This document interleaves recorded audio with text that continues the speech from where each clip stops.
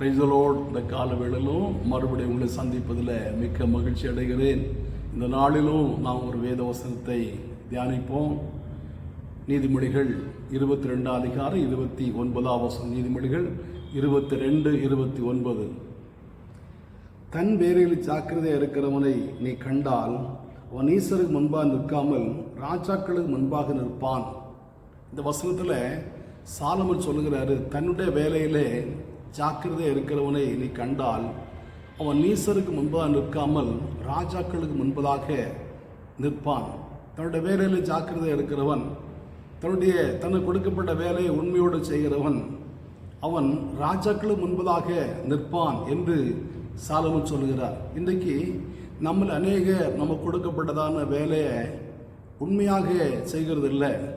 அது ஒருவேளை ஒரு டிரைவர் வேலையாக இருக்கலாம், ஒரு ஷாப்கீப்பர் வேலையாக இருக்கலாம், அல்லது வேறு ஏதோ ஒரு வேலையாக இருக்கலாம், ஒரு வியாபாரமாக இருக்கலாம், ஏதோ ஒரு வேலை. அந்த வேலையை உண்மையோடு செய்கிறது இல்லை. ஒருவேளை நம்முடைய பரம்பரை வேலையாக இருக்கலாம், நம்முடைய பெற்றோர் விட்டதான அந்த வேலையாக இருக்கலாம், அல்லது நம்முடைய படிப்புக்கு ஏற்றதான வேலை இல்லாமல் பிழைப்புக்கு தகுந்தான ஒரு சின்ன வேலையாக இருக்கலாம்.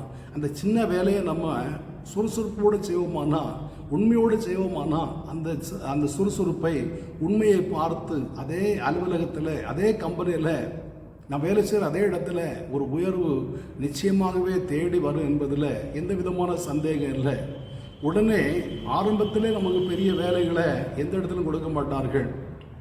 நமக்கு அனுபவம் இருக்க வேண்டும், அனுபவ சான்று இருக்க வேண்டும். இப்படிப்பட்டதான காரியம் இருந்தால் தான் நம்ம ஒரு உயர்ந்த வேலை கிடைக்கும்.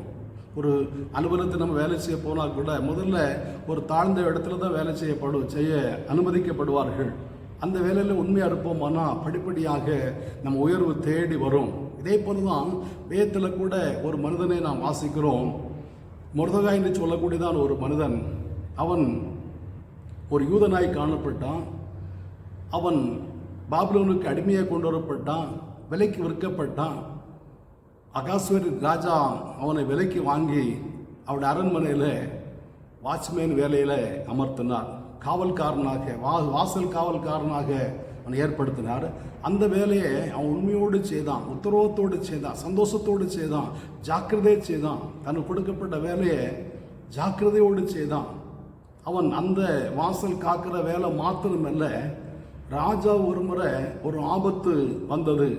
அங்கே பணிபுரிகிறதான அரசு அலுவலர்கள் 2 பேர் ராஜாவை கொலை செய்யும்படியாக எத்தனித்தார்கள்.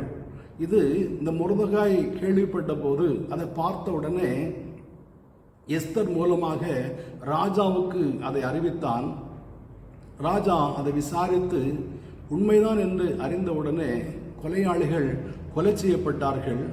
இந்த சம்பவம் அன்றாட நிகழ்வு குறிப்பேட்டில் எழுதப்பட்ட 4ஆம் புத்தகம் எழுதப்பட்டது.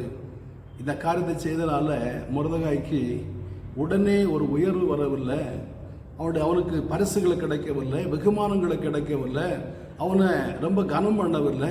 அவன் சாதாரணமாக விலைக்கு வாங்கப்பட்டவன் தானே. ஆகையினால வாசல் காவல்காரனாக அங்கே அமர்த்தப்பட்டான். ஆனால் இது 4ஆம் புஸ்தகத்தில் எழுதப்பட்டது. அன்றாடக நிகழ்வு அந்த நோட்டில் எழுதப்பட்டபடினாலே ஒரு குறிக்கப்பட்ட நாள் வந்தது. இந்த மொர்தெகாய்க்கே ஒரு ஆபத்து வந்தது. மொர்தெகாயை அதே அரசாங்கத்தில் வேலை செய்கிறதான ஒரு மனிதன் தூக்கு மரத்தில் தூக்கி கொலை செய்ய வேண்டும் என்று திட்டமிட்டு 50 முழ உயரத்தில், ஏறக்குறைய 75 அடி உயரத்தில் ஒரு தூக்கு மரத்தை செய்து தூக்கு மரத்தில் அவன் தொங்க விட வேண்டும். இந்த ஊரில் உள்ள எல்லாரும் அவனை பார்க்க வேண்டும். 75 அடி உயரம் இருந்தால் தான் அந்த சுற்று கிராமத்தில் உள்ள எல்லாருமே இவனை தூரத்திலிருந்தும் அவரவர்கள் வீட்டில் இருந்தும் பார்க்க முடியும்னு சொல்லி உயரமான ஒரு தூக்கு மரத்தை செய்தான். மாத்திரமல்ல, இவனை தூக்கு மரத்தில் தொங்க விடும்போது கழுகுகள் வந்து இவனை சாப்பிடும். நாம் கீழே வேடிக்கை பார்க்கலாம். இவனுடைய உயிர் போகும் என்பதாகவே, இவன் சாகும் என்பதாகவே இவனுடைய கண்களை கழுகுகள் பிடுங்கும், இவனுடைய சரீரத்தை கழுகுகள் சாப்பிடும். அதை வேடிக்கை பார்க்க வேண்டும் என்கிற அந்த உயிரி நோக்கத்தோட தூக்கு மரத்தை ஆயத்தப்படுத்தினான். நாளைக்கு அவனை தூக்கு மரத்தில் தொங்க விட வேண்டும் என்று அந்த ஆமான் தீர்மானம் பண்ணினான்.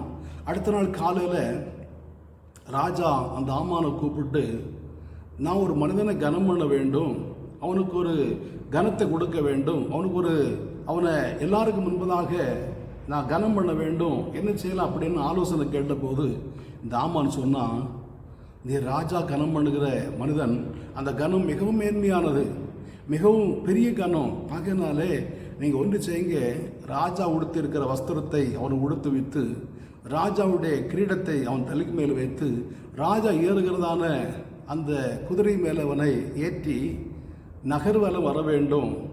மாத்திரமல்ல, ஒரு பிரதானி, மகா பெரிய பிரதானி அவனோட கூட வந்து ராஜா கனம் பண்ண விரும்புகிற மனுஷனுக்கு விதமாக செய்யப்படும் என்று பறை அறிவிக்க வேண்டும் என்று சொன்னான். உடனே ராஜா சொல்கிறது, நீ சொன்னதில் ஒரு காரியத்தையும் குறை வைக்காதபடி அதோ வாசலில் உட்கார்ந்துருக்கிறானே அந்த மொர்தெகாய்க்கு செய் என்று சொல்லி அவனை அனுப்பினான். அன்றைக்கு அந்த ஆமான் மொர்தெகாயை நகர்வலமாக அழைத்து கொண்டு போய், ராஜா கனம் பண்ண விரும்புகிற மனுஷனுக்கு இவ்விதமாய் செய்யப்படும் என்று பறைமுறை அறிவித்தான். பாருங்க, இந்த ஆமான் தான் அந்த மொர்தெகாயை தூக்கி போடும்படியாக ஒரு பெரிய தூக்கு மரத்தை பண்ணியிருக்கிறான். காரியம் மாறுதலாய் முடிந்தது. யாரை தூக்கு மரத்தில் தொங்க விட வேண்டும், யாரை அவமானப்படுத்த வேண்டும், யாருடைய கண்களை கழுகு பிடுங்க வேண்டும் என்று அவன் நினைத்தானோ, அதே மனிதனை ராஜா குதிரையில் ஏற்றி, ராஜா கனம் பண்ண விரும்புகிற மனுஷனுக்கு விதமாய் செய்யப்படும் என்று பறைமுறை அறிவிக்க ஆண்டவர் அந்த காரியத்தை மாறுதலாக மாறப்பட. மாத்திரமில்லை, அன்றைக்கு சாயங்காலமே ராஜா அவனை கனம் பண்ணின அன்றைக்கு சாயங்காலமே இந்த ஆமான் ராஜா கனம் பண்ண விரும்புகிற மனுஷனுக்கு விதமாய் செய்யப்படும் என்று சொன்ன அன்றைக்கே இந்த மொர்தெகாய்க்கு ஒரு உயர்வு வந்தது. ராஜாவோட கூட அமரக்கூடியதான ஒரு பாக்கியம் கிடைத்தது. அந்த ஆமான் கொலை செய்யப்பட்டான். எந்த தூக்கு மரத்தை மொர்தெகாய் செய்தானோ அதே தூக்கு மரத்தில் ஆமானை தொங்க விட்டார்கள். அவனுடைய சரீரத்தை கழுகுகள் சாப்பிட்டது. அந்த ஆமானுடைய அதே உத்தியோகத்தை, அதே பதவியை இந்த மொர்தெகாய்க்கு கொடுக்கப்பட்டது. பாருங்க, தன்னுடைய வேலையில் அவன் ஜாக்கிரதையாய் காணப்பட்டான். என்னுடைய வேலை வாசல் காக்கிற வேலை, நான் விலைக்கு வாங்கப்பட்டவன், நமக்கு ஏன் இந்த வம்பு அப்படி சொல்லி அவன் ஓரமாக இருக்கவில்லை. தனக்கு கொடுக்கப்பட்ட வேலையை உண்மையோடு செய்தான். இந்த வாசல் காக்கிறது, அந்நியர்கள் உள்ளே வந்துவிடக்கூடாது, ராஜா ஒரு தீமை நேர்ந்து விடக்கூடாது என்கிறதான நோக்கத்தோடு என்ன இந்த வாசலுக்கு காவல்காரனை வைத்திருக்கு. ஒரு கொலைபாதகன், ஒரு அரக்கன் இந்த காம்பவுண்ட் உள்ள வந்துட்டான். அவனை ராஜாவை கொலை செய்ய அவன் திட்டமிடுகிறான். அவனை அடையாளம் கண்டு அவனை ராஜாவுக்கு காட்ட வேண்டும் என்கிறதான காரியத்தில் அவன் தீவிரமாய் செயல்பட்டான். அவனை ராஜாவுக்கு அந்த குற்றவாளியை காட்டி கொடுத்தான். உயர்வு தேடி வந்தது, கனம் தேடி வந்தது.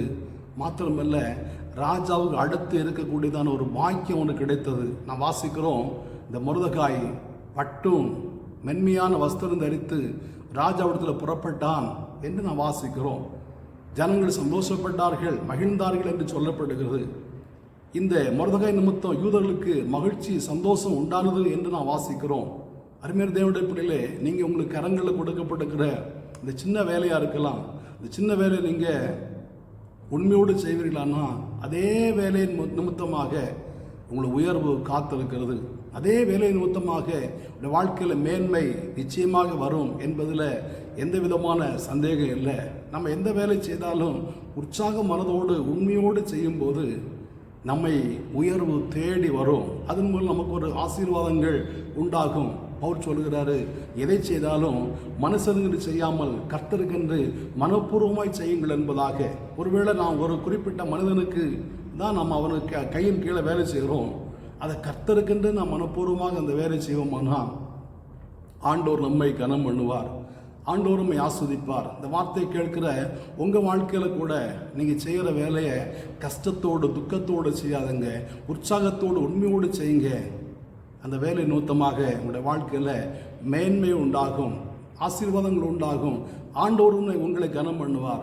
ஆண்டவர் உங்களுடைய வேலைக்கு மதிப்பீடு போட்டு உங்களை உயர்த்துவார். ஒருவேளை மனிதன் கண்டுகொள்ளாமல் இருக்கலாம், மனிதர்கள் உங்களை அற்பமாக எண்ணலாம், மனிதர்களுடைய வேலைக்கு தகுந்ததான ஊதியம் கொடுக்காமல் இருக்கலாம், நீங்கள் செய்கிற வேலைக்கு தகுந்ததான அங்கீகாரம் இல்லாமல் இருக்கலாம். இதை உங்கள் வேலையை பார்க்கிற ஆண்டவர் உங்களை நிச்சயமாகவே மென்மேலும் உயர்த்தி எல்லாருக்கும் முன்பதாக எல்லாரும் காணக்கூடிய அளவில் உங்களை மேன்மைப்படுத்துகிற உயர்த்துவார் என்பதில் எந்த விதமான சந்தேகம் இல்லை. ஆண்டவரோட சம்மதம் ஜெபிப்போமா? நல்ல பிதாவே, நன்றியோடு துதிக்கிறோம், வாழ்த்துறோம். தன் வேலையிலே ஜாக்கிரதை இருக்கிறவனை கண்டாயானால் அவன் ஈசனும் முன்பாக நிற்காமல் ராஜாக்களும் முன்பாக நிற்பான் என்று சொல்லப்படுகிறதே. கர்த்தாவே, உமக்கு ஸ்தோத்திரப்பா, ஸ்தோத்திரையா. நாங்கள் ஆண்டவர் செய்கிற வேலையை ஆண்டவர் மனுஷனுக்கென்று முறுமுறுப்போடு செய்கிறவர்களாக அல்லப்பா. ஆண்டவரை கர்த்தாவே அப்பா, கட்டாயமாக செய்கிறவர்களாக அல்ல ஆண்டவரே, உற்சாகத்தோடு செய்யக்கூடிய கிருபைகளை தேவன் தருவீராக. உத்தரவாதத்தோடு செய்யக்கூடிய கிருபை தாருங்க மனுஷனுக்கென்று அல்ல, தேவனுக்கென்று மனப்பூர்வமாக இந்த வேலையை செய்யக்கூடிய கிருபைகளை தர வேண்டும்னு ஜெபிக்கிறோம். அப்படி நாங்கள் செய்யும்போது அந்த வேலை நிமித்தமாக எங்களுக்கு ஒரு உயர்வு வருமே, உங்களுக்கு ஒரு மேன்மை வருமே, ஒரு ஆசீர்வாதங்கள் உண்டாகுமே. ஒருவேளை இன்றைக்கு அங்கீகாரம் இல்லாமல் இருக்கலாம், ஒருவேளை இன்றைக்கு எல்லாராலும் நாங்கள் பரிகசிக்க பண்ணப்படலாம். பாமக்கு ஸ்தோத்திரம். எங்களுக்கு இந்த மேன்மைப்படுத்துகிற நீர், எந்த மனிதனையும் மேன்மைப்படுத்துகிற நீர் என்று நாங்கள் இடத்துல வாசிக்கிறோம். எங்களை மேன்மைப்படுத்துவீர், கனப்படுத்துவீர். ஆண்டவரே, உங்களுடைய கருத்திருந்த கனத்தை பெற்றுக்கொள்ள எங்களுக்கு கிருபை தாருங்க. அப்போவுடைய கரங்களை அர்ப்பணிக்கிறோம் இயேசு மூலம் பிதாவே. ஆமேன், ஆமேன். ஆண்டவர் நம்மை ஆசீர்வதிப்பாராக.